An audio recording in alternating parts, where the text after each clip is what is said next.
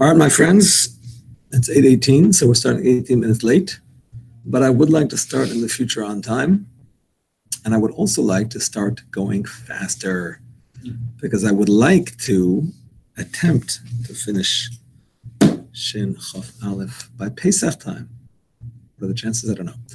Let's say that means Yud Zayin, Yud Tes, Chaf. 8 weeks, because we take a week before Pesach. So Exactly. 8 weeks. Exactly. So there's a lot of... Purim doesn't conflict Monday and Tuesday. No, Baruch Hashem, this year it does not. So without further ado, we begin Siman Shin Tes Zayin.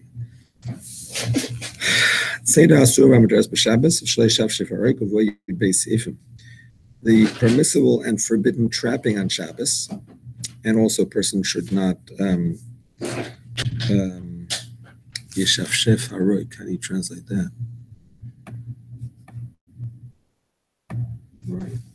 I'm just reading the heading of Shin Tes Zayin.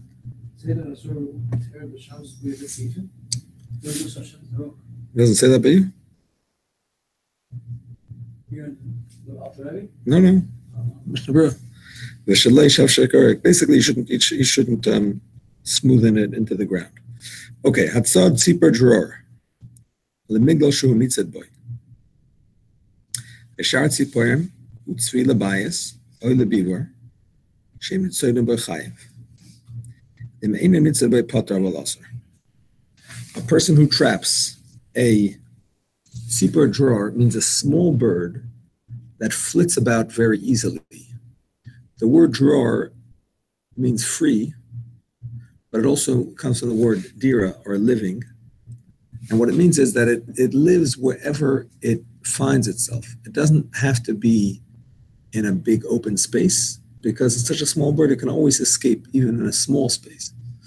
So in order to trap that bird, in order to be chayev for trapping that bird, you have to trap it into an actual very small space. Because just to bring it into your house is not considered trapping, because it's going to fly around and it's not going to be easy to catch it. So what's migdal? No, migdal is actually like a chest, like a drawer, like a box, small. So it translates migdal here.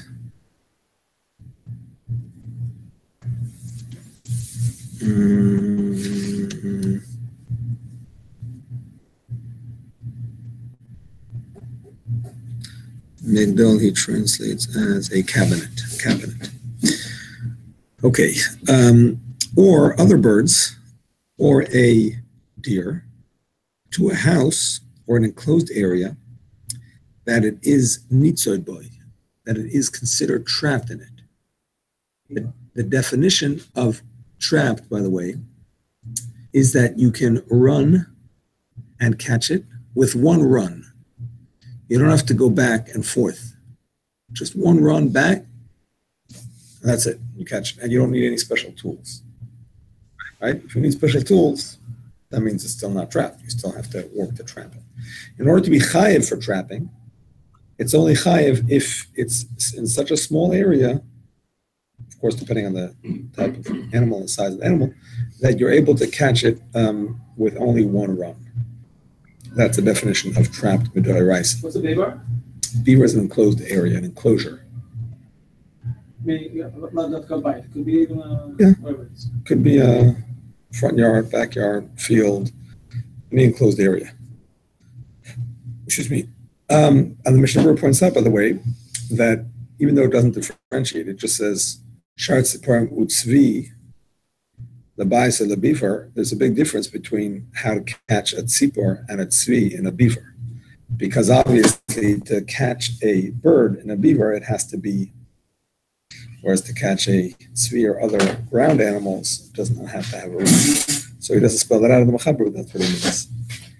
Then Eina Nitzad by Potter Avalasa. Now, if you chase it into an area that it is not considered trapped, meaning to say it can't get out, but you still would have to work to trap it, to actually get it into your hand.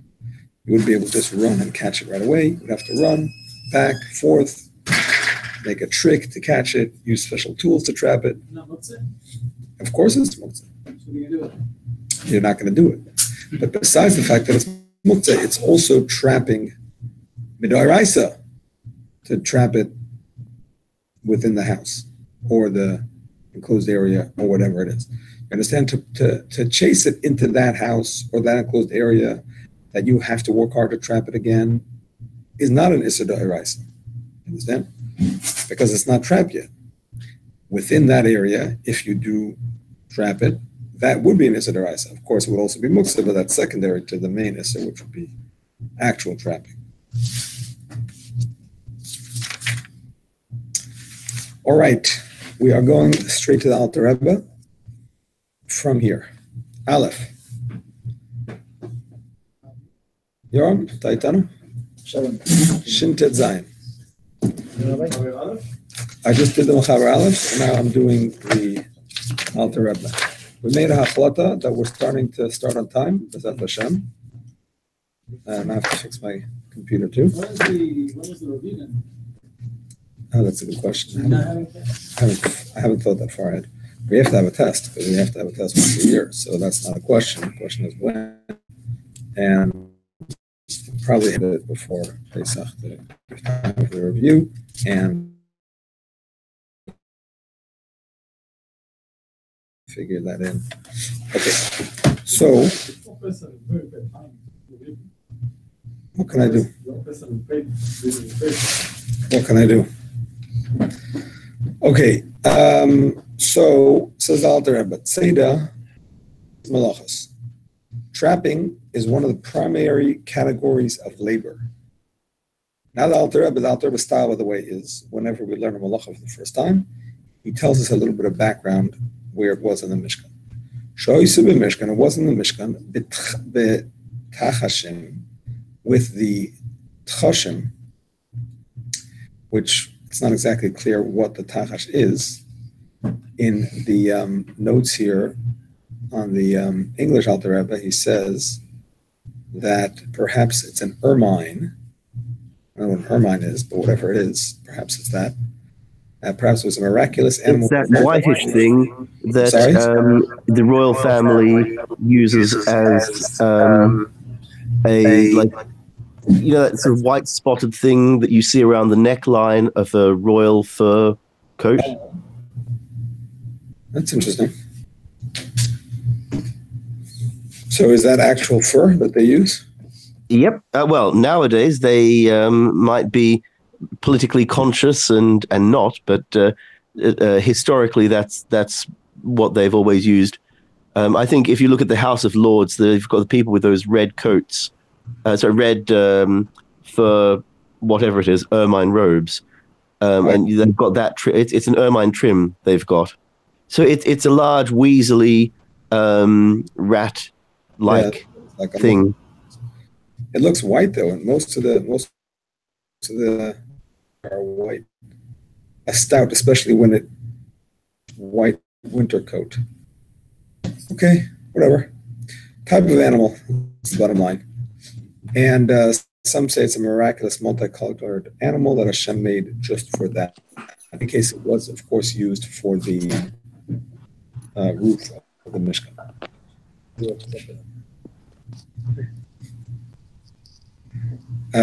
V'chilazan. The same thing applies to trap the chilazan. The chilazan was, of course, another animal that we don't know exactly what it was. A marine creature whose identity is a subject of debate. The dye for tchelas was needed for many of the begadim in the Mishkan, Bigdei Kahuna, as well as in the Urias, of course. Chilazan is today. Some people use it, some people don't. Whatever. Creature.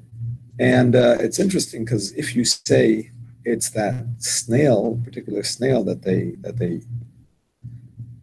not hard to trap when it's on land, right? And it does come up out of the sea once every 70 years. That's what Rashi says in the Gemara. But in the sea, it's certainly hard to find it and consider trapping.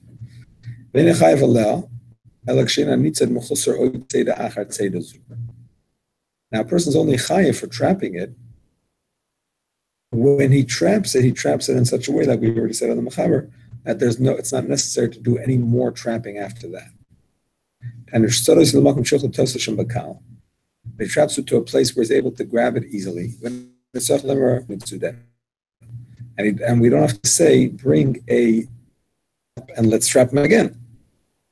You obviously haven't trapped him yet.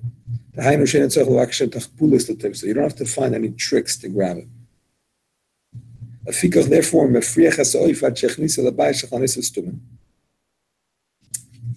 if a person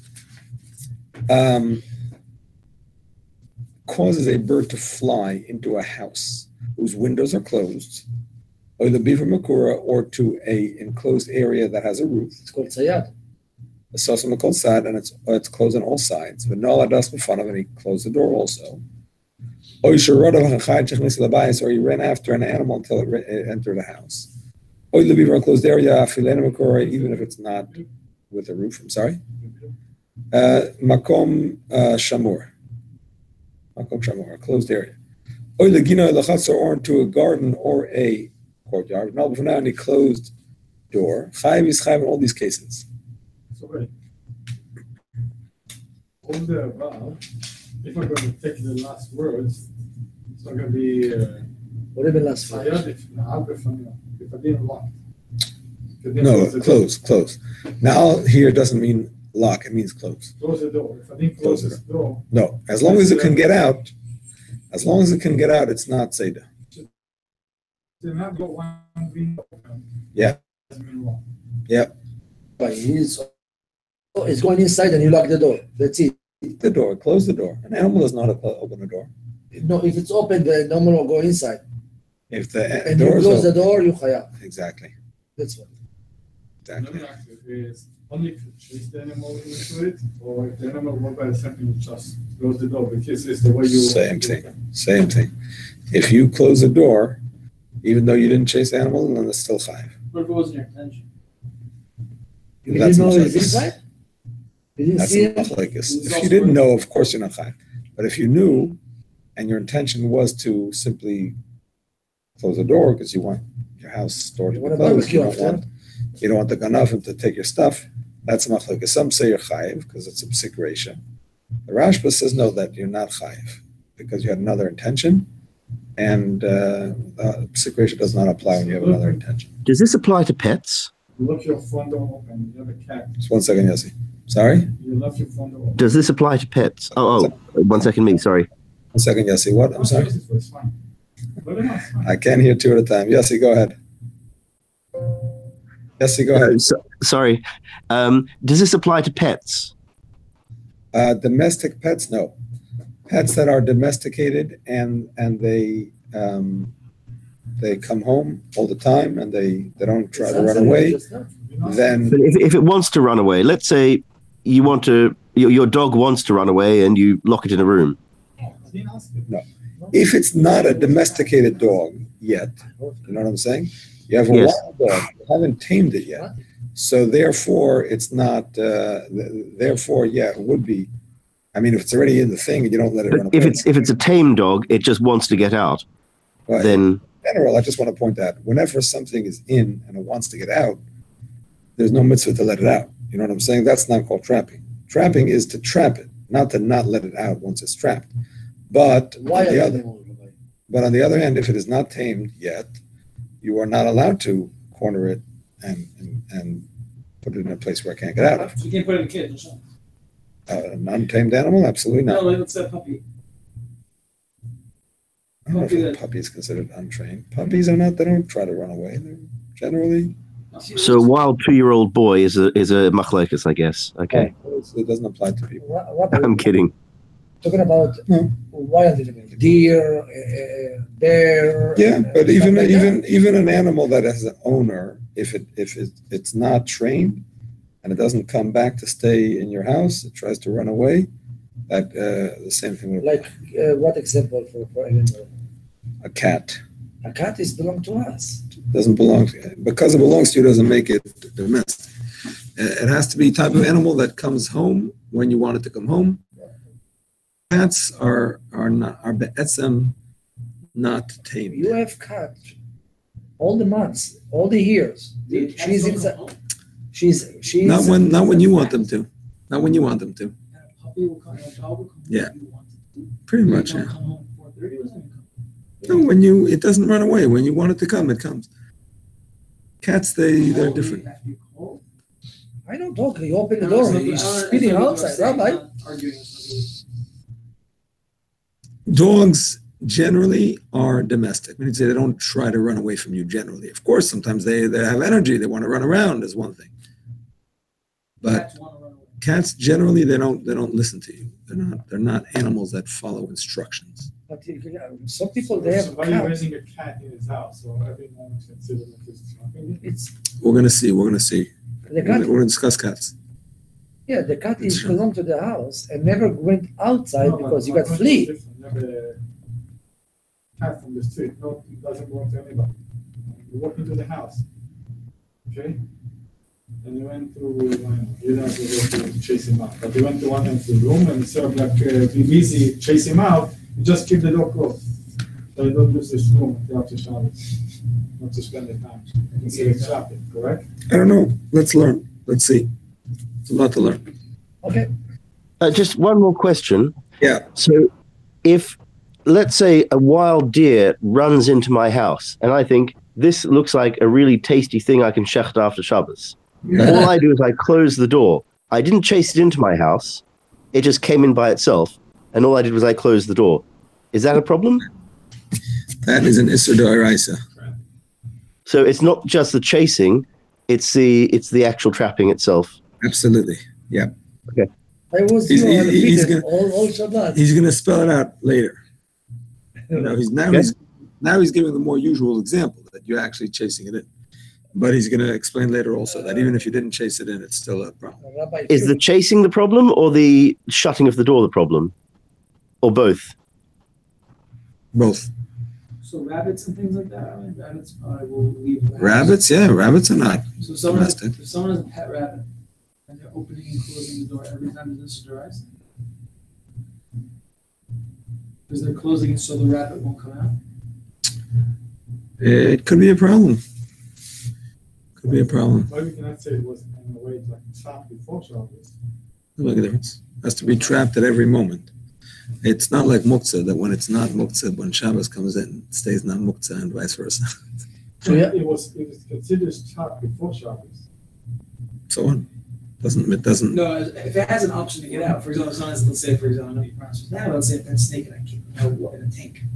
If it always has the option to get out, then it's not considered trapped. No, the opposite. If it never has an option to get out, Yeah. so then it's considered okay the whole Shabbos, as long as you don't Yeah. open up the door. Yeah. Rabbi, You're if I- allowed to trap something in the Erev Shabbos and keep it till after Shabbos. Yeah.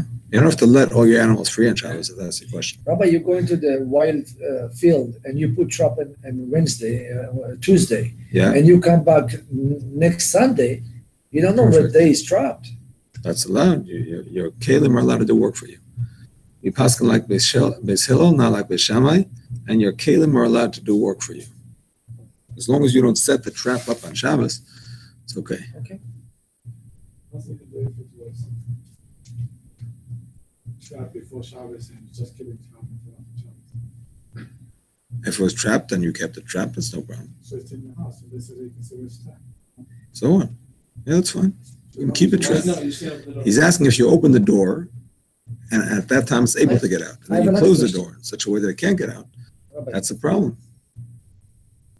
We're learning about it. Only thing you can do is open Another it room. in such a way that your Rabbi, body fills the doorway space and then close it right behind you. Right, the problem is an actual nice of me having a rabbit. The question is about everyone else who has. Yes. Or if it's in an inner room whose door is closed, Yeah. then you can go in and out of the house, and then you can open the door once the door is closed. Once the outer door is closed. You see what I'm saying? Rabbi, If I put a rabbit. You want to go out. If I put a rabbit in a room. Right, it's muktzah, but you chase it into No, a a room. rabbit's in a room. And I go in that room, come out of the room, go in that room, come out of the room. The rabbit's just hanging out in my, let's say, my daughter's bedroom. The rabbit's in there, hanging out, it goes in its thing, goes out, goes in, goes out. So me closing, opening that door is also. As long It as I'm- depends. It depends. It all depends. As If long you as can, I'm not walking. if the rabbit can be caught easily once the front door is closed, then within the house it doesn't make a difference, one room to the next. If in order to trap it easily it has to be within a room, then every room is a problem. You understand? Depends on the animal. Bye-bye. Question. What if you have you hear in a bedroom, like a mouse or rat or something, and you don't want it to come out, and scare your wife and kids? Can you close that door? And you don't know for sure. You assume that it is. You hear something, but it could be a lizard, it could be whatever. The Mishnah Berurah discusses a similar case. The Mishnah Berurah discusses when a bird flew into your house, and you want to close the door, not because you want to keep the bird for after Shabbos barbecue. It's just cold.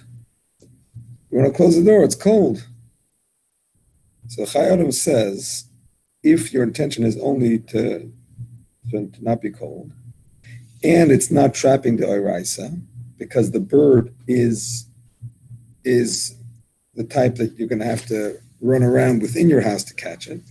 So because it's a psikresha, but a rabbanon can be makel, can be lenient in a case of, cold, whatever. So that's a similar thing. It would seem that if it's a derabbanon kind of trapping only, either because even within the room you would have to work to trap it, or like we're going to see later, there are some animals that are always derabbanon to trap because they're not the type of animals that people care to trap, like a cockroach or something like that. A mouse, I'm not sure about a mouse. Some people trap mice. I mean, mice are sold as pets. I don't know about mice. But anything that is not normally trapped would always be derabbanan. So maybe there's room to also be lenient in that case. Yes. I have a reverse question. Yes. You have a trap on Thursday and you see on Shabbat the animal and you can open to release them. Yes. You're allowed to release animals on Shabbos. Rabbi say? Your attention, please. This is a point that is going to come up a few times. So I'll mention it now that you're asked it. You're allowed to release trapped animals on Shabbos. There is no opposite of trapping, right? Like we said about Makah b'Patish. There is no opposite of Makah b'Patish. There is no opposite of trapping. You're allowed to release animals. Okay. I'm not talking about trapping them. I'm talking about releasing them. No, I mean to release it without touching. Oh, without touching. I didn't know what you said. Without touching. Yeah. Animals are muktzah on Shabbos. That's correct. All animals? All animals, yeah. Including dogs? Yeah. Wow. Even to move? Yeah. Wow. Push. Guide, direct. Kalach hayad. That are alive? Kalach hayad. Rabbi, there are. No, like a dead. What? Dead for sure, unless You it's just cover it, or you? dead is for sure muktzah. It has no use at all. What do? You just cover it? Cover it. Rabbi, there are blind people. The dogs is taken to the bathroom here, there. Service, yeah. Blind people don't need the bathrooms to go to the dog. Dogs go to the you have to bathroom, go but to walk outside, they need. You have to go outside. So there is an opinion that says, Shlomo Zalman brings it down the Shemir Shabbos, that a pet is not muktzah because it has the function of being your pet. House. So that's the minority opinion, which is not the main halacha. But for the purpose of a blind person who needs it to function, we can be makel and allow him. Allowed. But a regular person should not rely on that opinion. All the people have his dog, they should lock him all the Shabbat. No. So in their bedroom. That's Sar Balachayim. The dog should enjoy Shabbos too. So why he's a muktzeh? So what? You can have to lock him in your bedroom. He come into you, jump in your He bed. can jump on you. He doesn't have to. You're not muktzah to him. He's muktzah to you. You cannot take him outside to the bathroom. You can take him outside to the bathroom. How do you take him outside? You have You to put a leash on him. put a leash on him. Oh, I don't know how you attach a leash. I don't know how you attach a leash, but you can walk him. I don't know how. Can you attach it without touching? Yeah, if you can, you can. Like this. You have to hold his head like that, put him down, tie it.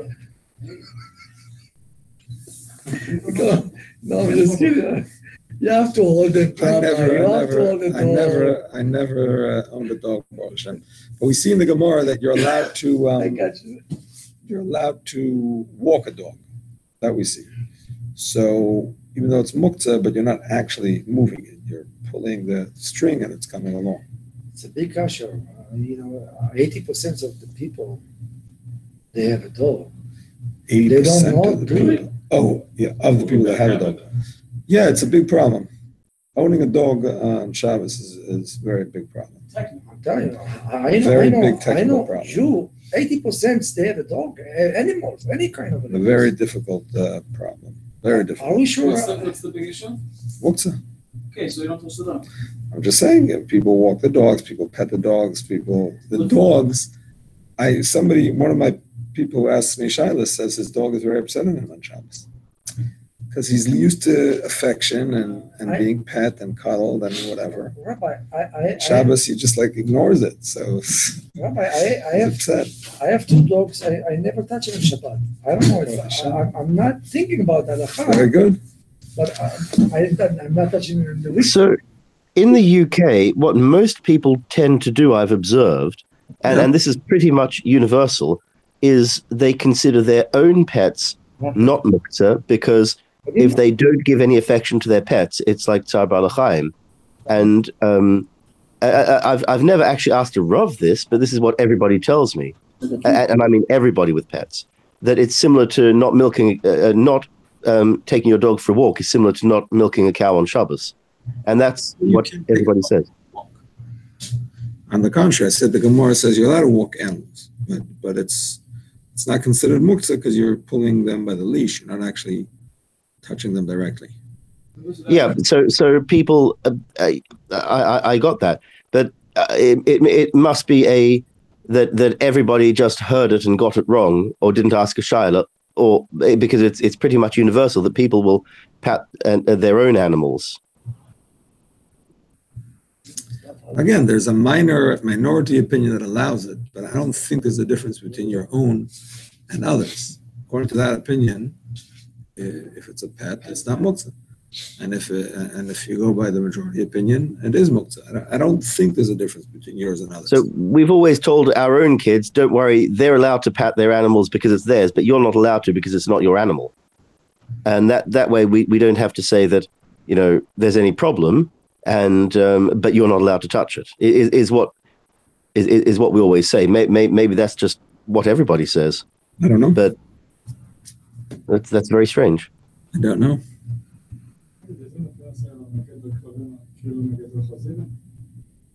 Why? Lama? I never came across it. Okay. You said the kids don't touch your dog on Shabbat. On the contrary, the Gemara has many big discussions about dogs, about when you can have them, when you can't. We see there's no isser. Discusses if it barks, if it scares people, if it has teeth, it doesn't have teeth. It's a dangerous place. It's not a dangerous place. I mean, we see this discussion. If it's usser, then there's no discussion. How do you tell the kids? Rebbe owned a dog, by the way. How do you tell the people or the kids, from now on, you don't touch your dogs on Shabbat? That's exactly how. Press record before it, and then that's how. That's it, like this. That's it. You know what they're going to say? Are we razor or what? What? Like What? a razor? Razor? How do you say that words? Is that a Hebrew word? Razor. No, not razor. I mean, like, if you see a shahor, Racist. Oh, racist. Yes. How racist? How are you racist against animals? I don't know. It wouldn't be the proper word. That wouldn't be the word. No, they can use that. Species or something. No. If you don't want to cause Tsar Balachayim because you don't want to ignore your pet on Shabbos, don't own a pet. Give it away. Give it away. Don't create the problem and then say I have no choice but to go against Allah. Okay. Do you have to tell people if there is such a lenient opinion? Do you have to say? I wouldn't say to say anything. Because first of all, there is that opinion, and second of all, it's also doubtful they're going to listen to you. No, I mentioned halacha. הגמרא, תנא רבנן, לא יגע לצקה, גם כן כשר בשעת שבס, כן, בסדר.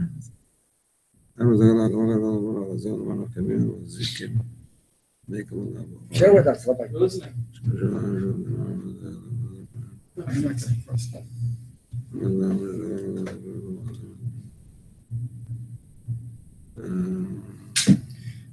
I mentioned to the Shabbat, one guy, he brought a melafonim, but the can he was to open like that. I said, you're lucky that you bring this one, because the other one you cannot. It's a muktzeh to open it. You know the can, the can? If you open it with the handle like that, the Rabbi said it's okay. Which can? It's not melafonim. So we have to understand, does he mean b'chlal, or does he mean only in the cases that it could be dangerous? I know, it's I hear. You You have to find out, I don't know. I don't know what you mean, but I don't know. Let's I'm not Shabbat, sure. someone bring a chamutzim and the can, and he has the opening like this, Rabbi, with the finger, like this. As I said, you're lucky you brought that, because if it was closed, you cannot open it. So he give me some face like, So I tell him about his dog. He shoot me in the city. I'm just kidding, We didn't know that it's not a circumstance. Has to do with Opening a can? Yeah. the can. Then you know Makav Hadash. Okay. So we continue and we say. Okay.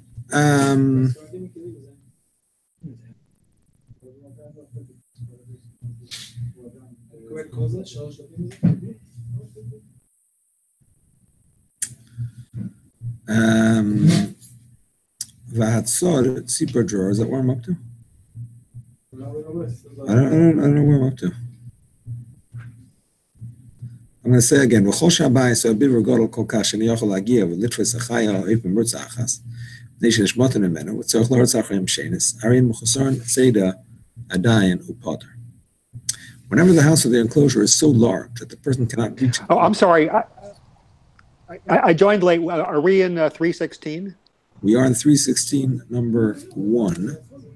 Okay. Still in the middle. Starting with the paragraph, therefore. The paragraph that starts with therefore. In the middle of that paragraph. Whenever the house or the enclosure is so large that the person cannot reach and grab hold of the animal or fowl in one leap, because it will slip away from him and he will be forced to chase after the second time, the animal is considered as still in need of being captured. The person is exempt for chasing it into this place. Exempt, by the way, means that it's forbidden, but that he's exempt from punishment for transgressing a Torah law.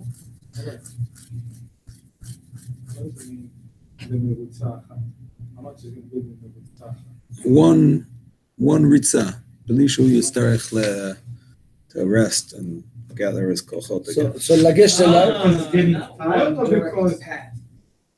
So you get tired. So it could be 15 minutes of chasing. No. One direct. One ritzah. You're going like this and you catch them. One direct. That's it. One direct. Not that you have to go back and forth.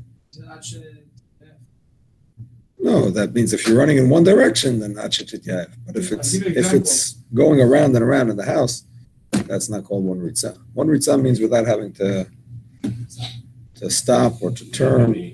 Just to get it out of the way. Chicken in this room. You're going to be able to catch them on the way. Will you? I don't know. Chicken from the kaparot when they're running away, I don't know. you chase them. Maybe. So Could be. you catch them. So, Okay. try to catch a chicken. It's not easy. Vahatzor, the zipper drawer, dahin a min zipper shdarka loder beweis k'mei besada shedas li shal bezavas abayis melchot saad, vakach nik a drawer al shem dir shador v'chol mokem. In a chaim et shifchen al migla shenitzei boy and al migla shenagor al moed, elavin shachal es tovs sham belitach bulis. A person who traps a sparrow. That's interesting. I wonder how I got that translation. Sparrow, yeah, that's how he translates it. The sparrow is very small and agile. It is extremely difficult to catch, even in a house that is small enough that it would be possible to easily catch other fowls, such as doves or pigeons. Okay, so he translates it as sparrow. I thought it meant all small birds that are like that. But in any case, A species of fowl that dwells as comfortably in a house as in a field and knows how to elude capture even in the corner of a house, darting to all sides. For this reason, it is called dura, which relates to the word dira, dwelling, i.e., it dwells anywhere. It's not liable unless he causes the sparrow to fly into a cabinet where it would be captured, i.e., a cabinet that is not too large where the sparrow can be caught without special measures. The hatzad ari. What about a person who traps a lion? Person traps a lion is not liable unless he causes it to enter the pen in which the lion is kept in captivity. Now, the lion is never really captured, because even in the pen, you can't just grab hold of the lion because it's dangerous. But nevertheless, in that pen where it's considered caught as best as we can catch a lion, that's considered trapping for the sake of the lion. No. He'd be able to break out of that house. It's good you close the door, Rabbi. If you don't close the door, he's going to have breakfast over there. Is that the pshat that he can break out of the house? I don't think that's the pshat. Meaning it's not really trapped. Only it's trapping home where it can't get out.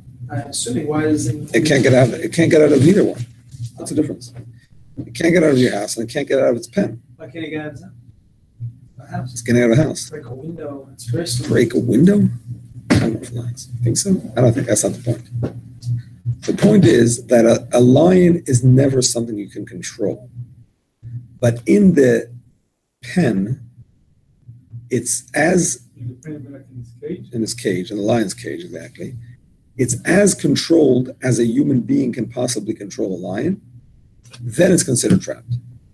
In a house, even though it can't get out, but it makes much more trouble in the house. You know what I'm saying? Because it's not situated in a way that it feels controlled. So it wouldn't be an incident. I don't think it would be an incident. What size of the cage? It's better So a lion cub would be a problem potentially. Size of the cage, because they're talking about the cages that are made to keep lions trapped. So obviously they're made with that specific measurement. I'm sorry? A lion cub would be a problem because you can control it, but a full-size lion wouldn't be. Well, it could be. I hear you. Yeah, a lion cub, maybe even house is a problem too. I hear you. But if the lion is going in a neighbor around, you must catch them, otherwise you will kill it. You can kill it in Shabbat? Of course, a lion. Absolutely, it's a mitzvah. Oh. Any dangerous animal, we're going to see later. Any dangerous animal, you kill. Don't kill first. Ask questions later. You can shoot it in the gun? Of course, whatever you need to do. And I read that about a bee or something. If there's a child under 3, you can immediately kill a bee or a wasp. That is an interesting getter. Under 3, why? Why under 3? If there's a baby, because bees and wasps, there's a possibility that a bee sting or a wasp sting would kill a very young child. Interesting. I mean, certainly if a person is allergic to bee stings, it's dangerous. But you're saying it's dangerous to all young babies or to some young babies? Is that what you're saying? It might have been. It said there was one where if someone's scared of it, very very scared of it, you can try to you can do more than you'd normally do, but you should try not to kill it. But if there's a baby or a sick person or a vulnerable person, then you can kill it. Right. I might have read that in Shemiras Shabbos Hilchos, or I might have read it somewhere else. I don't know about sick or vulnerable, but certainly if there's somebody who's allergic to bees, there's no question about it. I don't know. I think I heard, like, when I used to live in Lakewood a long time ago, and I think Rabbi Abadi, I heard he poskined such. That what?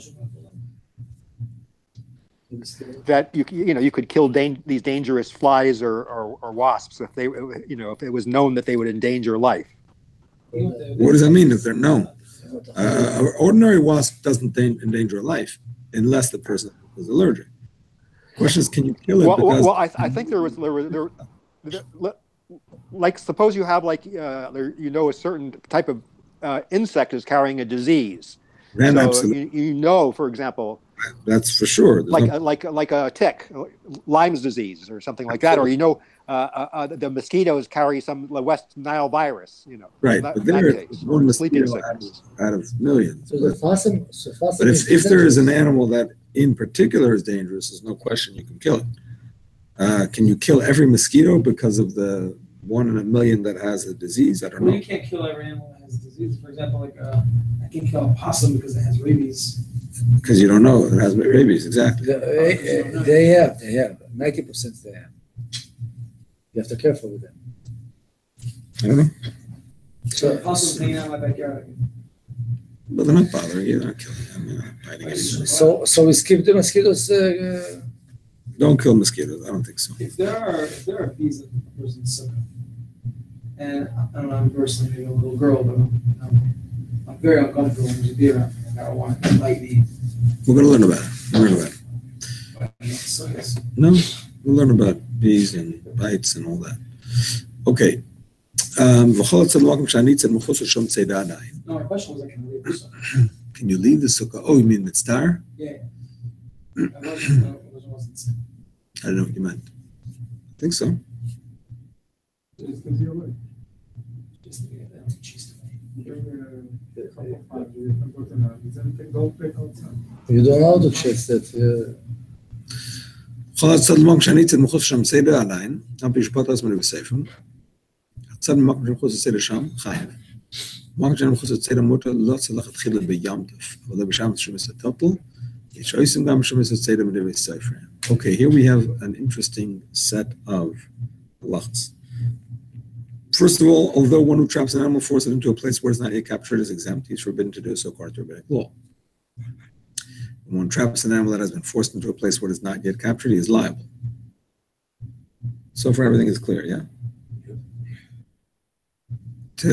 To force it into a place where it's not considered captured is not asma d'oraisa, it is asma d'rabbanan. To capture it from within a place where it's not yet captured is an issa d'oraisa. In other words, if in this place it still could run around and wouldn't be easy to catch, and you catch it, that is an issa d'oraisa. Now, if it's in a small enough place that it's already considered trapped, so there's no issa trapping. It's already, I'm saying, a large animal in a room. It's already trapped. So there's no issa per se of trapping, and that's why in Yantif you can get it because there's no muktzah. On Shabbos you have a muktzah issue, so you can't catch it because it's muktzah. However, yesh oisim gam b'shabbos seder b'nei some forbid even to catch something that's already caught. Midrabanan. You have a deer. It's in the house. There's nowhere for it to run. Some say to catch it in your hands is still considered an issa midrabanan. It's a muktzah, we said before. I'm talking about yantiv. Yantiv is not muktzah. You can check that on yantiv. But nevertheless, some say it's still considered trapping because you're getting it even closer. Putting a rope on it. Whatever, a rope or tying it or just holding it in your hands. If you want to So, check it, you said we're I'm saying, according to this, you cannot. You can shechlan yantif, but the deer you can only you have to have it like tied up before yantif starts. Otherwise, how are you gonna get it? By the way, I photographed the page and sent it in the WhatsApp. You what? Sorry. I photographed the page and sent it in the WhatsApp that talks about wasps in the vicinity of a child or someone who's uncomfortable with them. All right, let me have a look in the WhatsApp. And these two was captured by, Sorry? these two people, serving. We're going to learn about it. Dangerous nuisances and hazards to health. What is this, Mir Shabbos? Yeah. One may, even on Shabbos, kill an animal insect which is a danger, driven under the fall within this category.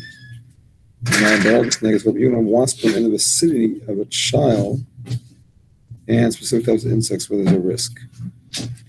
Okay. I'm guessing that he says child because maybe the child is allergic and you don't know it. An adult. Yeah. Because Something like that. child may be allergic and you don't know it yet. Maybe even the parents don't know it yet. That's what I'm assuming. Never been bitten by a bee. Never? And then the next Siman goes on to say that if it's just someone who's uncomfortable with the idea and is freaking out, or is afraid that it will hurt them, then you're allowed to accidentally step on it, or cover it up and trap it, which is interesting because trapping it is a midaraisa. So why not just kill it l'chatchila? It's not deraisa. We're going to learn about it. Oh, Not deraisa. יוסף בבוקר, חסר לנו 2 בבניין. Joseph has been dropping in and out of this phone call. So maybe he's coming here. so I know someone who was scared of a spider, so they took tape and taped it to the window. Yeah. He lives in all the classes. No. He's on the way to Montreal. His father-in-law passed away. Okay.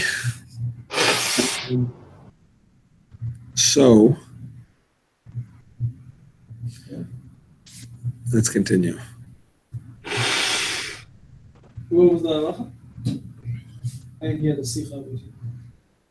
The wasp, the child, maybe was I'm talking about. No. The Shemir Shabbos says that you could trap a wasp if there's a small child around.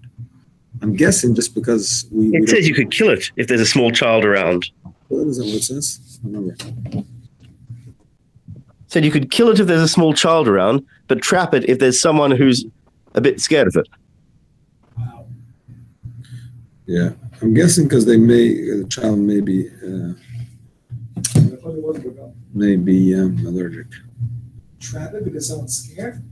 We're gonna come to it. I'm having some trouble with my sound. I doubt I might have already. Is anyone here not scared of a bee? Scared? Anyone's I don't want to be bitten by it, but I'm not like You're scared of being bitten? Because not in particular. When he stink, it's his stink. Really. Okay, so you be careful. Has there ever been bitten by? Yeah, once when I was a kid. Must have forgotten. No, I mean it was a bit traumatic, but that's it. You get over it. Okay, we're going on in the Shulchan Aruch, Sev Beis. You know, when they stink, they die. You know that, Rabbi? Yeah. So they don't want to stink. Hatzad Tzvi Yashin Esuma. A person who traps a deer that is asleep or blind. Chayiv is still chayiv. Because a sleeping deer naturally runs away when a person comes close. And therefore, it's not considered a trapped animal until you actually trap it. The same thing applies to a blind deer, that it usually runs away. It doesn't just give up. So the fact that you do trap it is considered chayiv. However, chiger, if it was lame, in such a way that it cannot really run, or choila, same thing if it was sick to the extent that it's not able to run away, or zakein, or if it was old, again, too old to be able to run away, pater is pater. Because, pater halasa, correct. Because all these animals, since they can't really run, they're not considered, it's not an issur to trap them. Is there a button to trap it but not to let it go afterwards? Yeah. Do it not direct. Oh, no, in this case, Darabon. In a regular case, Darabon, Say I take a mosquito in a cup. mosquito is always Darabon. We're going to see later. Sorry, I 'cause, said take something that would be an example so I can trap. Frog. Frog? Frog? No. It says a lizard. Anything that is b'mino nitzer, that is normal for people to trap. People eat To frog. do things with. Yeah, for a purpose, not just for, not for getting rid of, not for a nuisance. People trap them because they want them. If they, So rabbits. Rabbits, yes. So if a rabbit jumps into my house, can I can't carry it outside. I'll give you another question, another better one, Robert. It's muktzah, but you can't trap it. You can't Some- trap it even for a, Oh, can I put it in a shoebox and then take it outside and throw it outside? Rabbi. So many will come to you, like a deer sometime, like they come to you, they want food, any kind of animal, they come to you. Therefore, So it's not considered a trap. if it's a wild animal and you trap it, it's trapping. Oh, if they come in, it's okay. If they come on their own and they walk into your house, that's something else. But what if they come and then you catch them Okay. and saying don't let them go, that's still trapping. Hagar. Shari Dharma says,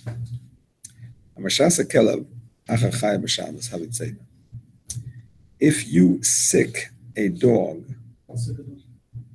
you send a dog to catch. Sick, I think, means you send it to attack. Yeah. Here, not sending it to attack. You're sending it to catch. There are Catch dogs a rabbit. that are trained to catch certain animals or help you catch certain animals. Havit say that is considered trapping.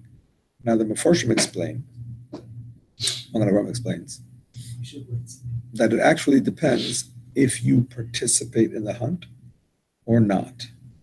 If you participate in the hunt, meaning say you and the dog together catch the animal, that is actually an Isser D'Oraisa. So Isser, it's a tolda of trapping. Trapping with the help of a dog is a tolda of trapping. Whereas if you don't do any mice at all, you just send the dog, and the dog does it totally on its own, that's an Isser D'Oraisa. But when you go to hunt, you must have a horse. And the horse, you don't have to Shabbat or ride it. Horsing, riding a horse is D'Rabbanan. Trapping is D'Oraisa. Okay, so he can do the Rabbanan or Cannot do D'Rabbanan. Cannot do D'Rabbanan. I'm just telling you. So You're asking me about a horse. A horse is a problem, but a trapping is an even worse problem. Okay. So one the Rabbanan, one the right. So why you give the option of hunting if it's not allowed to plant? What do we talk about it? Yes. So clearly you're not allowed to hunt, correct?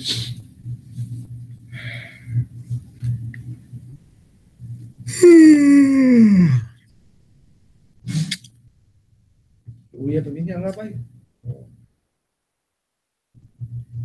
Missing too. Where do you start hunting? Sending off the dog? Mashasa Kela v'Chachav Shabbos. I would say that. So my question, why is it doing that?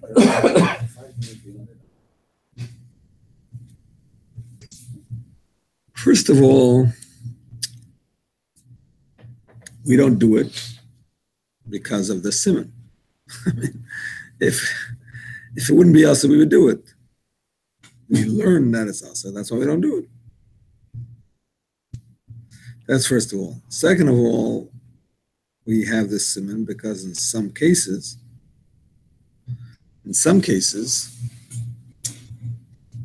it's allowed. We're going to see later with an animal that is dangerous, animal that could do harm to a person. But it's not considered like hunting. It's considered self-defense, maybe. No hunting. Trapping, not hunting, trapping. Well, what are you asking about hunting? Because all the example that you say is what about hunting? You say if you send a dog for hunting, Yeah. but you're not allowed to hunt from the beginning. Why not? Because how you can hurt the animal if you shoot it, you cannot do it. It's not possible. So it's possible to hunt an animal and trap it without killing it. Hunt it, corner it, and then catch Say it. you want the skin of an animal. Or if you want the skin, yeah. You want to sell it. Really, just want that animal. Yeah. Or if you want to play for half an hour with that, and then just what is that? Just want to give yourself food. He discusses hunting here. Some say even during the week you should not hunt with dogs because it's Moshe Leitzin. It's like inappropriate behavior. Sorry, gamble, Robert? It's inappropriate behavior. It's behaving like the goyim. Alter Rebbe actually speaks a little bit more about it. Let's first start with Beis and Alter Rebbe. Tzad Avashenim Chosot Tzedek Goy Tzad Tzvi Chigar Izaken Achoyle Machmas Ayefus Shuyegea Vena Yochel Lazus Mukame Pater Avalasam Dev Sefer. Person traps an animal that need not be trapped. For example, one who traps a deer that is lame, old, or sick from exhaustion, i.e., is weary and cannot move from its place. The definition of sick for the purpose of it not being chayav or trapping it is that it's so exhausted, was running and running and running, not from the person who we're talking about, because then he's the one that made it, this way. It's exhausted b'chlal from something else, and somebody else comes and finds it, so that's exempt. Nevertheless, it's forbidden to do so according to rabbinic law. One second.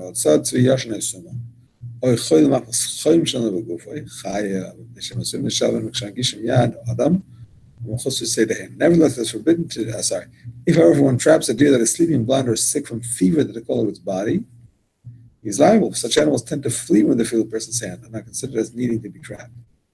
Yes? What does they mean? What does it mean? Let's read it first. A person who sends out a dog to hunt a game animal is exempt. Nevertheless, this is forbidden according to rabbinic law.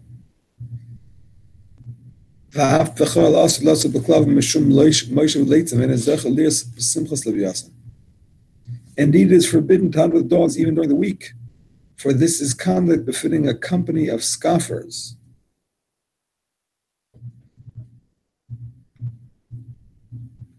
As this verse indicates, this is considered an undesirable conduct. Torah law strongly frowns upon it, and according to some views, actually prohibits hunting for the sake of sport. One who does so will not merit to see the rejoicing of the battle between the Leviathan and the Sharabar. The Leviathan is a huge sea creature. As the Yikra states, in the ultimate future, there will be a bout between the Leviathan and the Sharabar, the wild ox, which will bring great pleasure to the righteous, granted the privilege of witnessing it.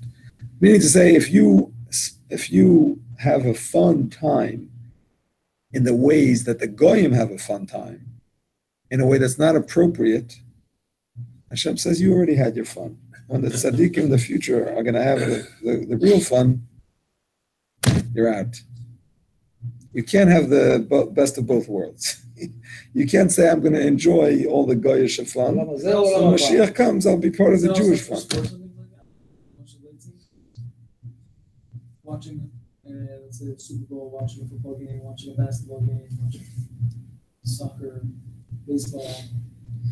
Why is that not much lazy? Sitting around looking at a screen for a good 2.5, 3 hours, doing nothing but going and run around, chasing ball. Yeah, the Super Bowl is coming up this Sunday. Super Bowl coming up. It's funny how people just sit there and just watch it. You know what I'm saying? It's the whole thing, right? The whole thing. It's one thing to watch the highlights, but I was on the plane. I was in New York for Shabbos. So this guy in the row in front of me is watching this basketball game. I'm just thinking, how can you watch a game for like 2 hours? No, it's very interesting. Actually, 3. No, it's a lot. 3. I mean, like it's just back and forth, and there's like you're not doing anything. It's not just. There's no storyline. There's nothing. It's No, just there is. crazy. There is. There's standings, there's players. Yeah, but I'm saying it's anyway. Whatever. They asked the Rav, "Are you allowed to play basketball on Shabbos?" He says, "What's basketball? You heard this?" So he says, "It's a game where you put a ball in a hoop." So he says, "Why don't you just put the ball in the hoop before Shabbos?"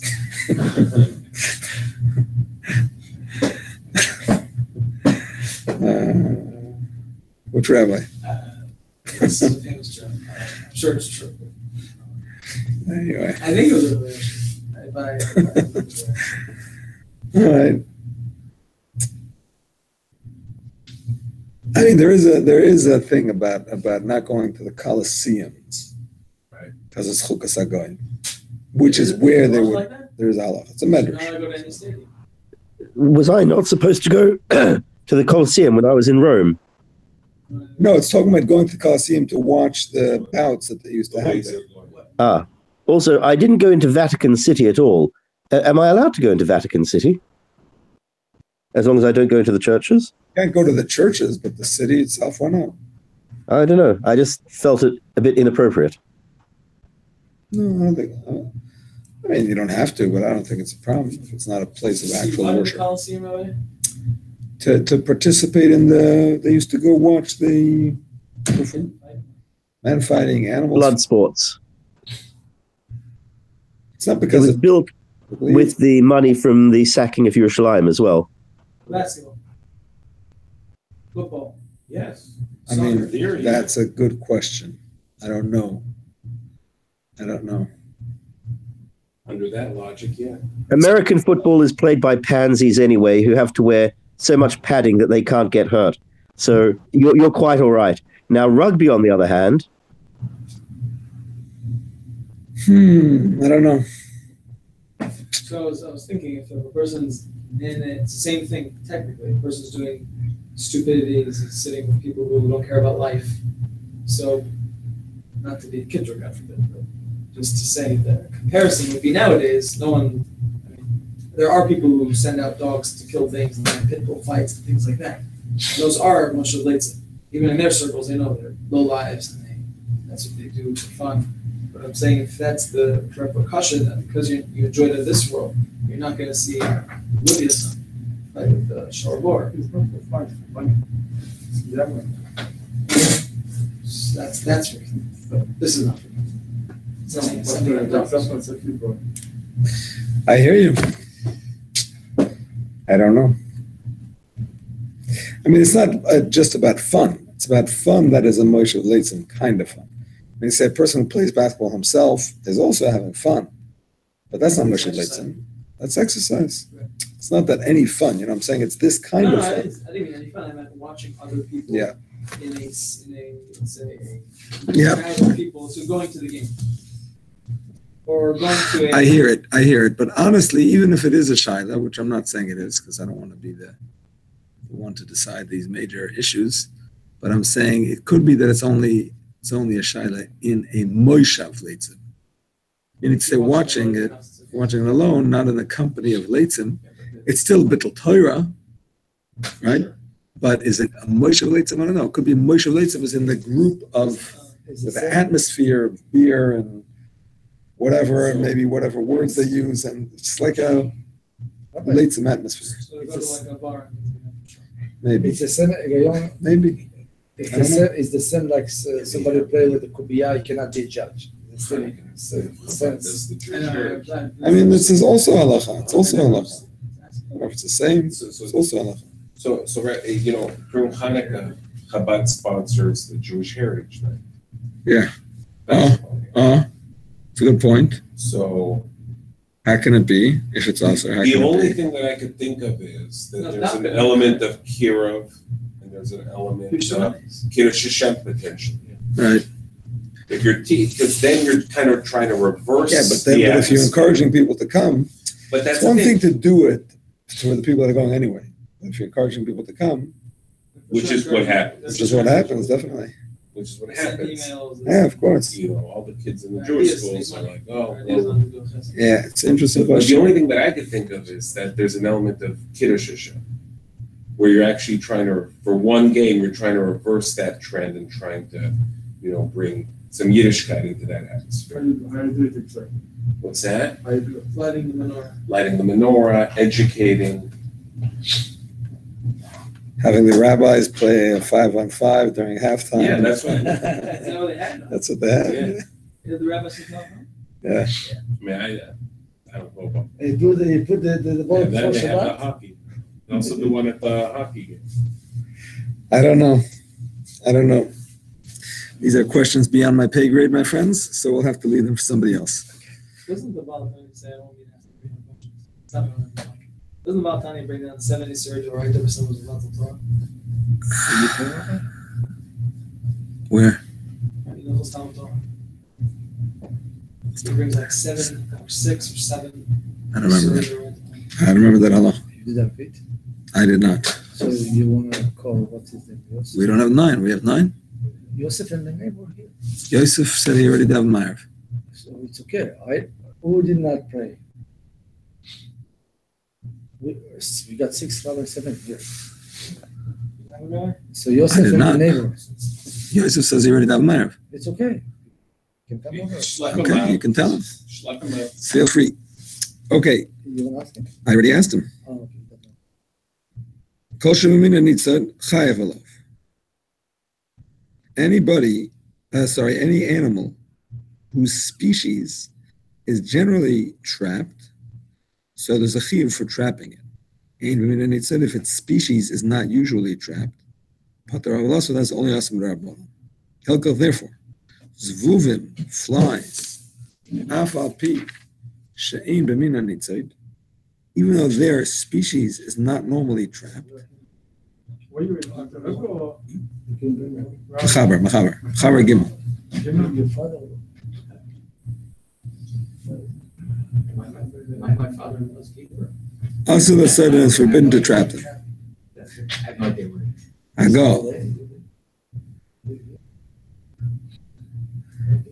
Hago v'lochen ish ezlosh lisgar. Teva ktana, a listim kelim, shezvuzim bo b'Shabbos, tav b'sik reisha sheyitzoydu sham. Okay, my friends, listen carefully to this interesting discussion here that has major ramifications in all sorts of cases in Hilchos Shabbos. So, trapping a fly is not an issur. Not an exception, it's an example. Anything that has not been mina nitzoid, that its species is not normally trapped, right? Nobody traps flies generally. I mean, not nobody. Scientists maybe, but normally people don't trap flies. If they do, it's just to get rid of them. They don't actually trap them because they want them. So trapping such an animal is only an issur d'Rabbanan, but it is an issur d'Rabbanan. Based on this, says the Trumas Hadeshen, as quoted by the Ramah, that you cannot close a drawer that has flies in it. You're trapping those flies. How about hitting it? About what? Hitting it, injuring it. Can you injure a fly? I mean, how are you going to make sure not to kill it? Killing a fly is the same as killing an elephant. Hayreg namal ke hayreg gamal. We're going to learn that later. So, I mean, that's pretty dangerous. Pretty dangerous. I can. But if I do like that, I catch it, right? That's catching it. You can't catch it. It's not catching. Even if you're going to let it go afterwards, you can't catch it. It's muktzah also. But in theory, I don't know if there's an issur to hurt a fly, if you could be sure that you're not going to kill it. Because we're going to see later that an animal that does not have a skin, so in order to be, there's no chiyuv to hurt it. In other words, an animal that has a skin, so a bruise is an issur d'oraisa. Animal that does not have a skin, like insects, they have an exoskeleton or whatever it's called, so there is no issur to injure it, unless blood comes out of it, which I don't think happens to flies. If I have let's say a fly, for example, in my cup, and it's flying around, can I continue to shake it and just make it dizzy so it won't get out of the cup until I just throw it outside? Can you spray it with fly spray? I'm not sure he's working like this. Can you make a fly dizzy? Well, it is trapping because while you're doing that shaking, you can't go anywhere. Technically, it doesn't have the ability to get out. It could. Right, but you're putting it in a position where it's disoriented, so it can only stay put. It can fly. No, it can't. It's also Not muktzah, by if it's the way. disoriented, it's not. It's also muktzah, by the way. It's most of the head fly. No, to shake it. To shake a fly. Bye-bye. So there we go. Bye-bye. No, I don't think so. Yeah. In Spray it general, with liquid nitrogen.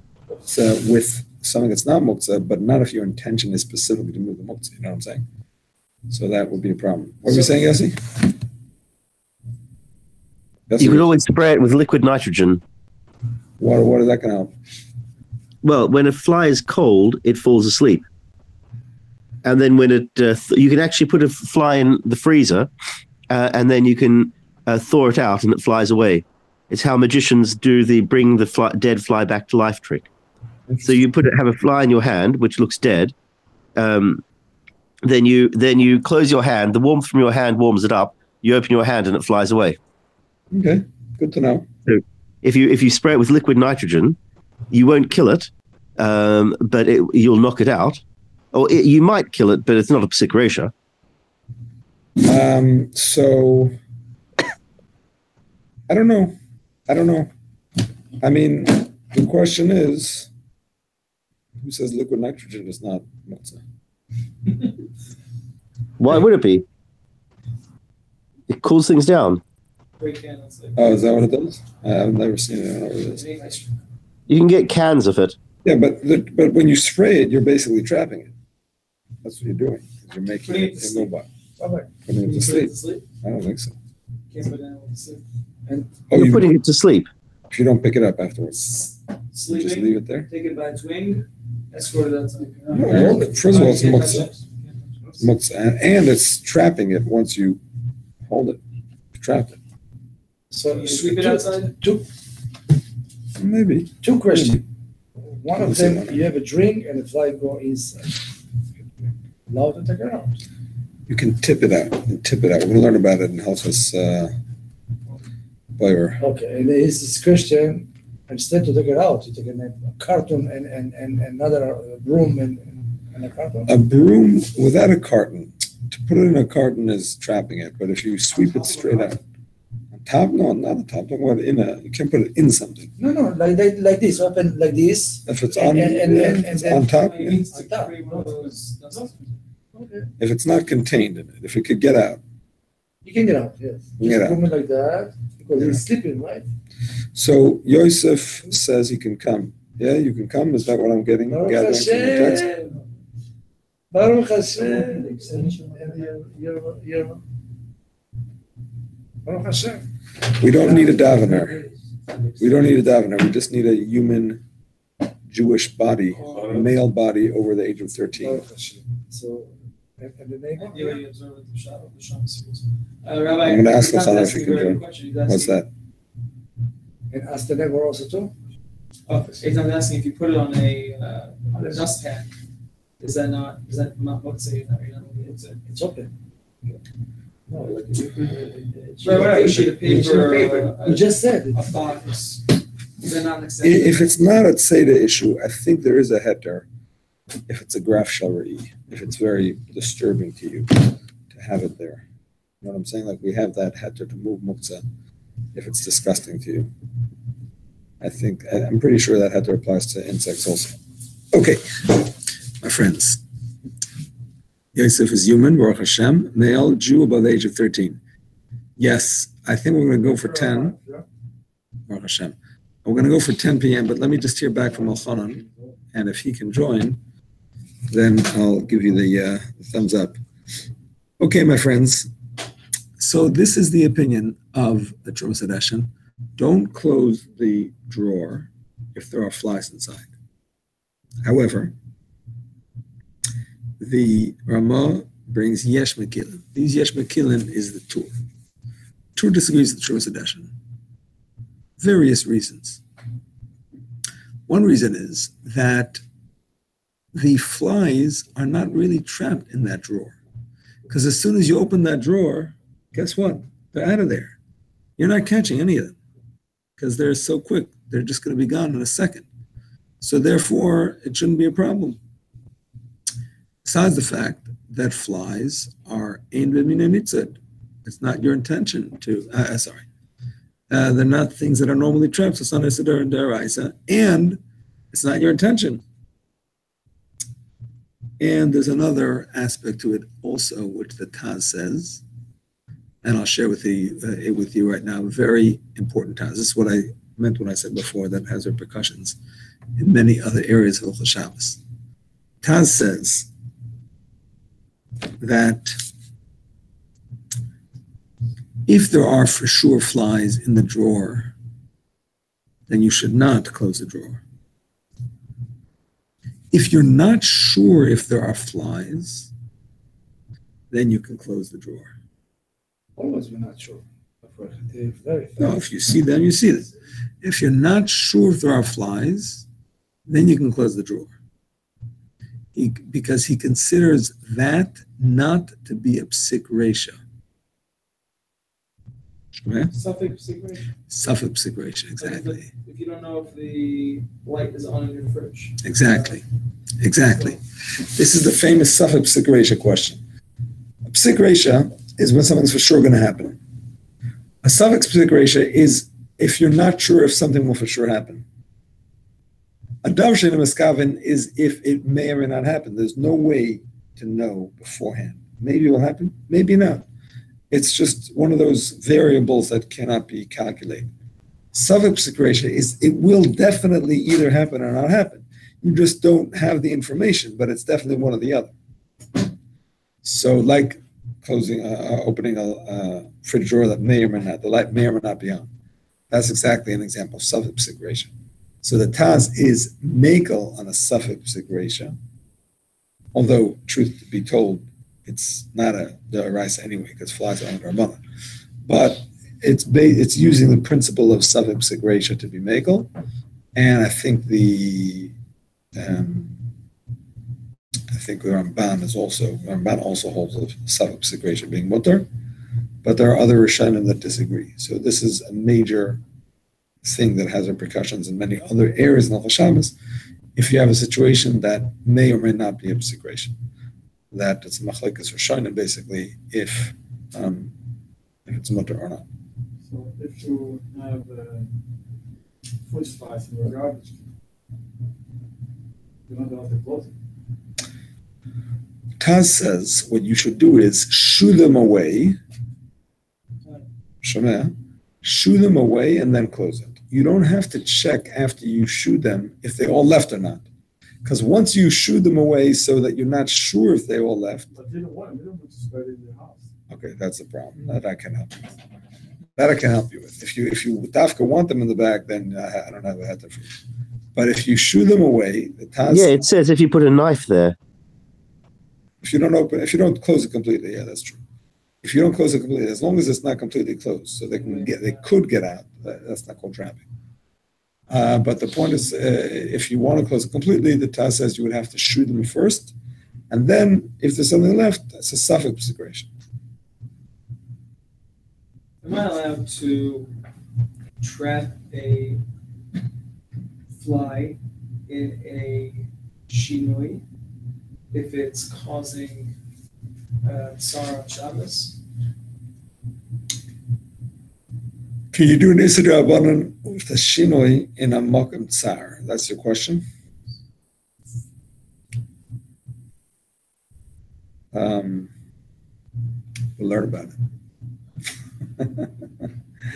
We will learn about it. That's in Hilchos Shin Chav Ches in Choyle B'Shabbos. I think you are allowed. I haven't learned Shin Chav Ches in a while. We're doing that. Say that's only for animals or for only also human beings? Only animals. You can lock your kid in a room if he's misbehaving. I don't know where we learned it from, but I actually read it today in the Yaakov Yosef that it does not apply to min ha'adam. Okay.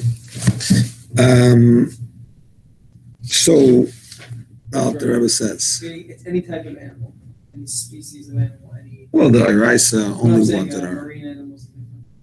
Oh yeah, definitely. It applies to marine animals. Chilozin is a marine animal.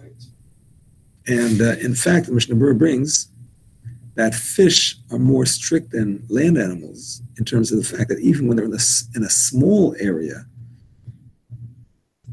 it's still considered trapping to catch them because it's so hard to catch them because you can't see them. When a land animal is in a small area, once it's in the area, it's already trapped. So trapping it again is not a trapping. Maybe it's muksa, whatever, but it's not trapping according to the first opinion you said before. But a fish, because you can't see it, even in a small area, it's still trapping to actually catch it. Anyway, you can have it. Why not? detrapping them. Question is, what if the fish jumps out? Can you put it back in on Shabbos? I've had that question. I haven't had it. People have asked me the question. Could you say that in the water it's not trapped, but out of the water it is trapped? Oh, yeah. Out of the water, it's for sure trapped. I mean, it can't go anywhere. So you're not trapping it? No, it wasn't that. It's a muktzah question. Yeah, surely if it's your fish, it's very, very uncomfortable out of water. So? Are you not allowed to save your own pet from like milking cows? Isn't it similar? If it's going to die and suffer horribly? I don't know.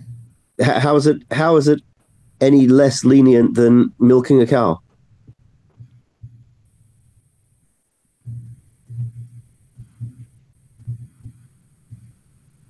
What is it you're doing when you milk a cow?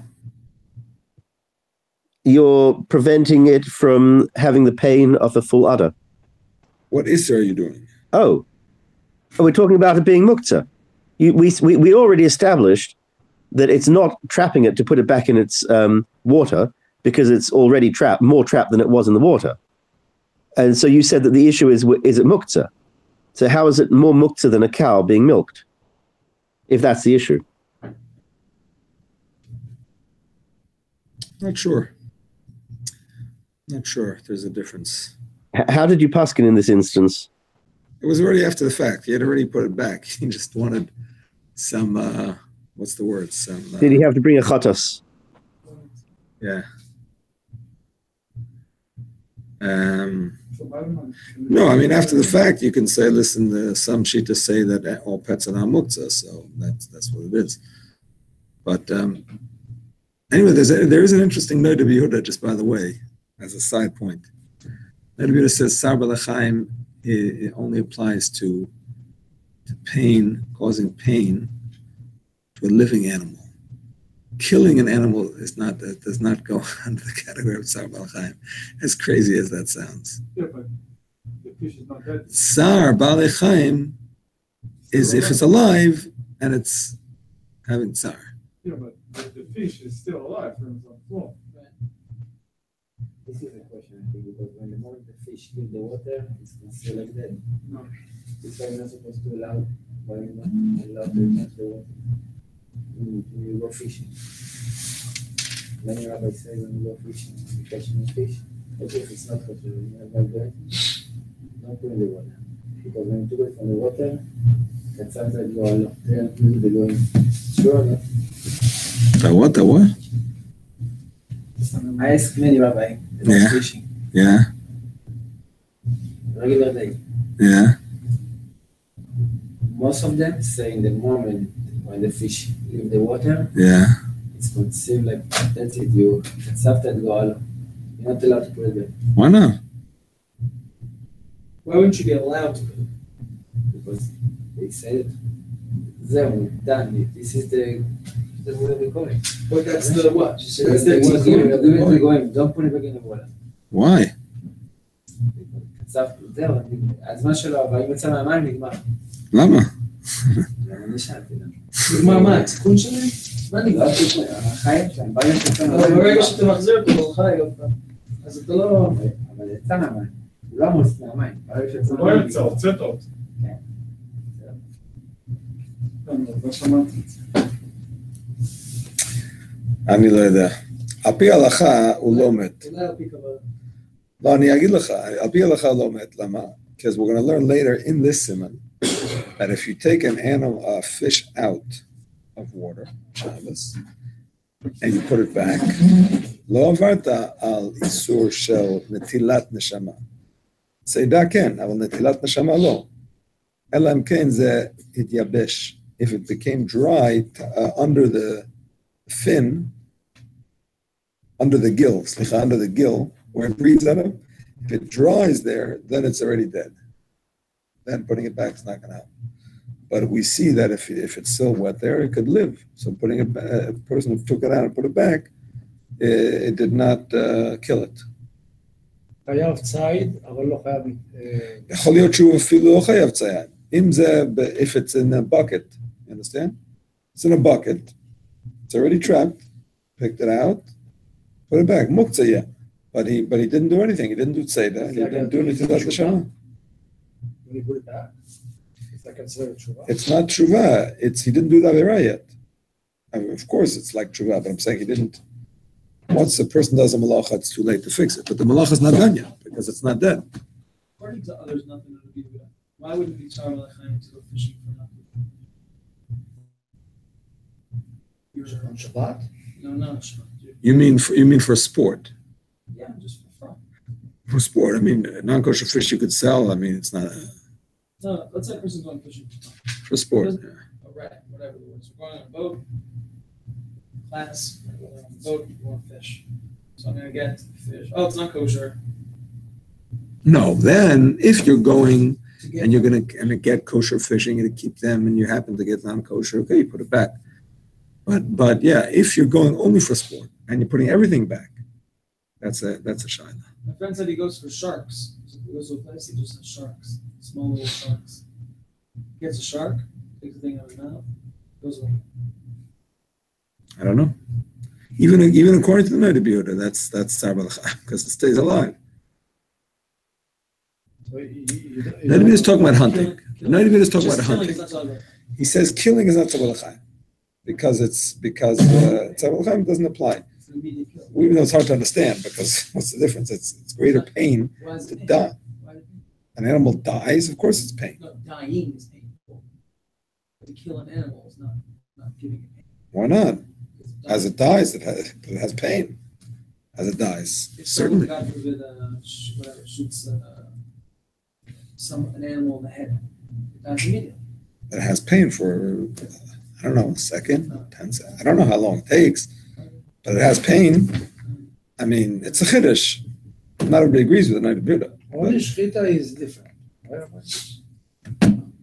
They say shchita has less pain. I think it has no pain at all, but okay. So let's learn the Alter Rebbe Dalet. Ein siman tel b'davar sheyesh b'min hanitzad. Tana shderech oidam lotzud min zeh shetzadu. K'gam min acharais v'efes v'dagam shderech oidam lotzud min ha'elu. Am tzad davar shein b'min hanitzad. K'goin tziron uzufim b'yitushim v'chetz v'elu. Shein derech oidam lotzud min ha'elu. L'shein b'hem tzorach. Al bishu tzores l'motzayach pater. According to scriptural law, the forbidden labor of trapping applies only to species that people commonly trap, i.e. species of certain undomesticated animals, fowl, and fish that people usually trap. If, however, one traps a species that is not usually trapped, for example, wasps, flies, mosquitoes, and the like, notice he actually doesn't mention bees. Yes, you asked about bees before. It's a machlokes actually if bees are considered b'minon nitzod or not. Because on the one hand, people don't trap individual bees. On the other hand, beekeepers do want the hives of bees for making honey. So that's a machlokes. Anyway, which are not commonly trapped because there's no purpose in doing so. Even if he does with the purpose in mind, he's exempt. Now, as the person who's trapping it has a purpose. He wants it for his butterfly collection. He wants it for his experiment, scientific experiment, who knows what. But if generally people don't trap such things, it's not going to be Yaseh D'Oraisa. Nevertheless, it's forbidden to do so according to rabbinic law, even if one traps them with that purpose, but while acting mindlessly. Good translation from Ms. Asik. All right, my friends. You have to find set a scripture and give it to another animal telling they ask for food. Yeah, not On Shabbos? Not on Shabbos. Do you want on Shabbos? Hunt. How do you hunt? Let's say you have let's say a rabbit eats cockroach. You're allowed to pick up the cockroach, put it in the cage. No. Trapping. Can't trap.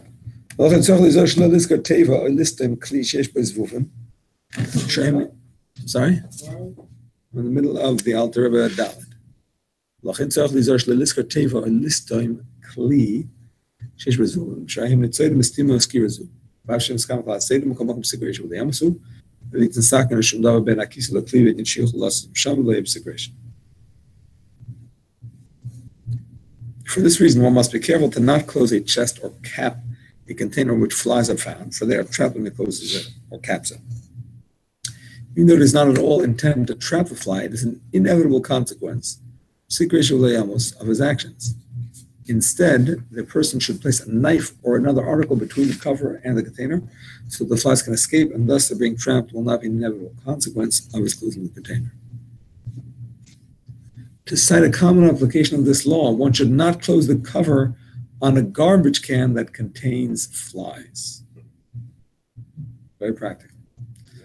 יש מקילן במקום שהם יפסח הכלי ליטלה משם יברחו. שתים שאין כאן צדק כלל בכיסו זה. כשלספר מדברים לעניין שאין צורך לדקדק לעם יש שם זבובים, אף דבר שיש זבובים מפריח מה שנראה לעינו ודאיו. אין צורך לחפש שם נשארת זבובים שכיוון שהדבר סוף מישנן שם אין consecration. Here's the task.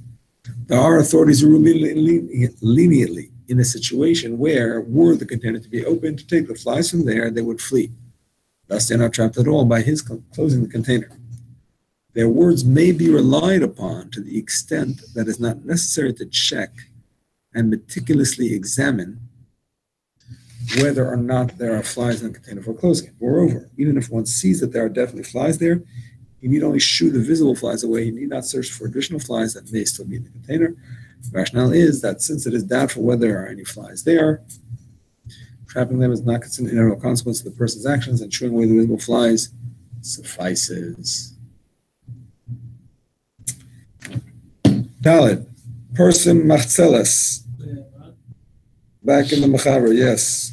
I didn't hear back from Mechanan, so I don't know if we're going to have it. Here? You're allowed to chase one animal, one creature that was another animal that will catch it.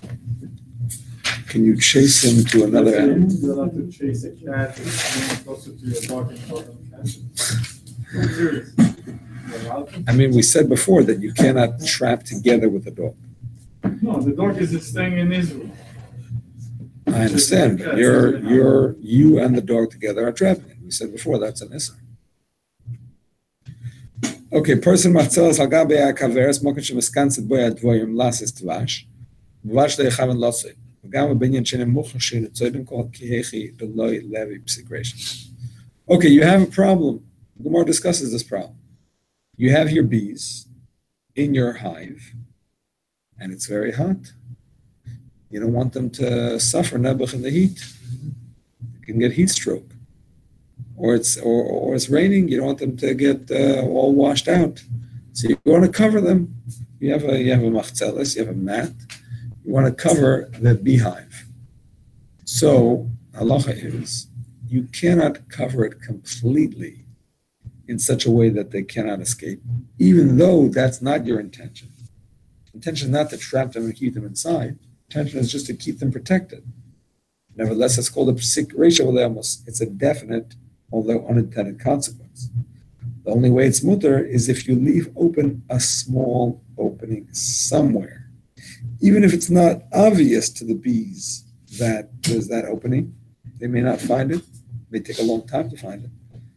But the fact is it's not a psik ratio. You're not forcing them in. And it's not your intention. Meaning to say, if it would be your intention to trap them, it would be usser, unless there's a clear and easy path out. But because it's not your intention, as long as there is a path out, even though it's not clear and easy, it's mutter. Yes? It's like you don't do tent, like if you cover them, it's like you do roof. No. It's direct. You tell me. Because if I put something, it's not from human, it's for the bee. No, nothing to do with that. You put a machzelet. It's like No. Give me the reason, no? Not all the way. No. What are you asking? What the question? Why is it not like making a tent? There's no tefach under the cover. Thank you very much. So yeah. There's no tefach under the cover. Tent is only if it's covering a space in the tefach. Here he's putting it directly on the machzela, on the kaveras. Directly on. It's like a tablecloth on the table. Direct. I put them directly on top. That's the whole point. That's why it's an issue that they're being trapped. Okay. Trapping subject, makes sense in general? I'm sorry, traps? Yeah. Klisha listen. Mutter lifritz machzelas al gam kaver shal dvorim, says the Alter Rebbe. Becham ne'achama v'ksham ne'akshaman. Uvash le'eskav not tzed hadvorim. V'gam shei be'inyan she'ena mochuch shun tzed of zeh. K'gon shinshel b'kaveras chor shenam chus machzelas she'avav shenam noses derasha. אפילו אחר קרבנו מן הצד שנענה לדברים ומכך כלום כיוון שאין מסכם לצוד ואין כאן סגרשה כיוון שאפשר שיצא דרך אחר קרבנו זה שמצד העד שמן הצד אין דבר מוכח שלא יהיה תבוי אבל אם אין שם אחר שאין מוכח למצלס אסר בסגרשה הוא בבקשה. It is permitted to spread a mat over a beehive to protect the bees from the heat of the sun or in the rain to protect them from the rain provided it does not intend to trap the bees. Nevertheless, he must spread the mat in a manner so that the bees will not necessarily be trapped.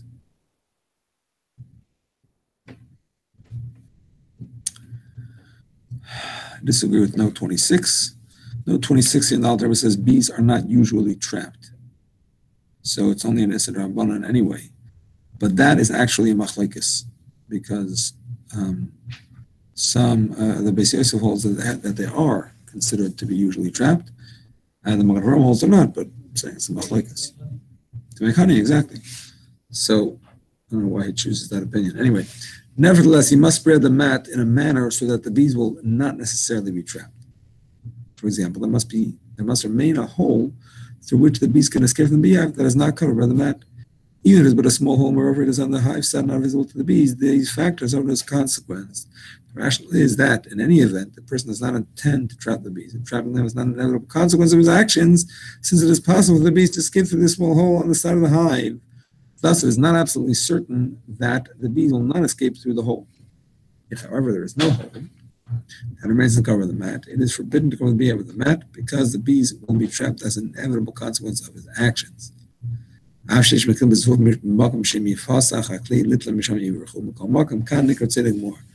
שגורם לצלם מקווה של לאכול שם, אף על פי שהוא לא יכול לדלם שם בידו, ומדי שהכווה זה מקום צדס, שדרקנס בכוורס, וזה דמה לצד הארי, נכנסים בכיפה שלו, שאף שאני יכול לדלם שם בידו של איבה חייב, מפני שזה מקום צדס. Here's an interesting point. Okay, so according to this, like, if you're taking, like, let's say, a cup or a bucket, that they have a small hole in it, and you put it on top of the leaves or a cockle. But usually, they can find a way, if they're going to find a hole, they can come out. No, Makabel. Why? Because here it's only when he's not miskaven. His intention is covering it is not to trap it. It's only to protect it. So therefore, it's enough to have a small hole, even though they can't see it and they may never see it. But over I'm covering because it's disgusting. No, you're covering because you want to trap it. You're trapping it because it's disgusting. It's a difference. But even if there's a hole that they can come out, if it's a big hole that can come out easily, then yeah, then it's not trapping at all. Enough, they're going to find out. They're going to be able to sneak out. I'm not a grasshopper, Baruch Hashem. I'm not a cockroach, so I can't tell you exactly. If it's an easy hole for them to find, then it's not asr because it's not trapping. If it's a hard hole for them to find, then it's not mutter if the intention is to trap.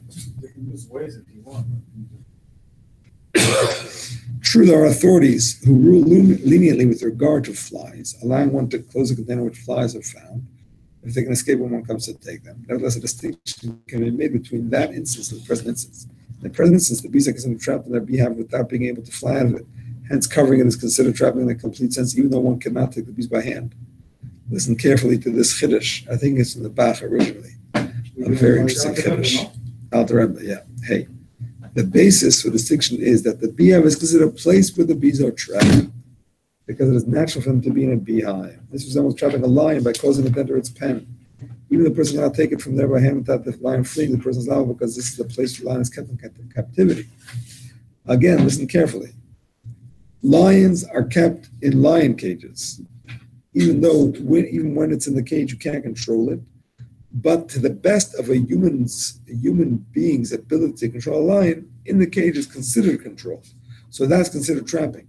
Similar to that is bees. Exactly. But the lion, the cage, no makom mechyata. There's no difference. It's as trapped as a human being can trap it, and the same is with bees. With bees, a beekeeper wants his bees. He puts them in his kaveras. That's their place. That's the best we can do to trap a bee. to hold it like this, I mean, nobody wants that. But the way we trap bees is by having them there. Understand? But the bee goes by themselves. You don't chase them over there. Yeah, but that is a place where they are considered trapped. I'm saying the reason they go there is because they want to make the honey. The reason we want them there is also to want to make the honey, right? We don't want to trap them per se. On the contrary, we want them to go out and get flowers, nectar, and come back and forth. But I'm saying this is a place that society considers bees to be trapped. This is the most we can control bees. Of course, there's other reasons for them to be there, not just to be trapped. But as far as trapping bees is concerned, this is a place where they're considered trapped.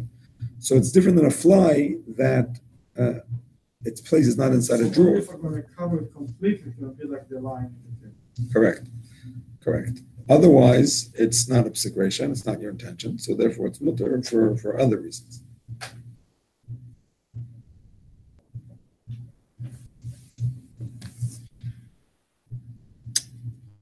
All right, my friends. I had wanted to finish Zayin and Ches and Tes and Yud and Yud Aleph So all this and Yud Beis. I had wanted to finish till Yud Gimel tonight. So we'll have to do it tomorrow night. I'm sorry. Bees are inside the cage of the screen. So it's not going in and out. We consider the capture it. He never responded. I don't know if he's asleep or if he just doesn't have his phone with him. But he never responded. I'm sorry? These bees are sometimes like they're kind of a cage with the That's screen it. all around. Yeah. So basically, they can fly, but in So this we- cage, We have no meaning around it? it's considered. I don't think so, no. Back to the No, I didn't tell him to come. I told him I'd let him know. Yosef, no minion, I'm sorry. Consider cedar. Yeah. It's still not He's Midaraisa. coming, he's on the way. No, he told me he's not. He told me he was waiting to hear from him. Okay. It's not Seder Midaraisa because it's a machlekes. So bees are considered beninan mitzvah or not.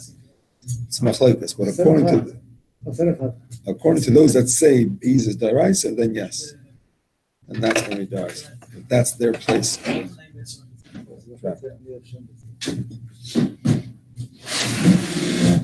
All right, have a good night, everybody. Thank you, Rabbi. Pleasure.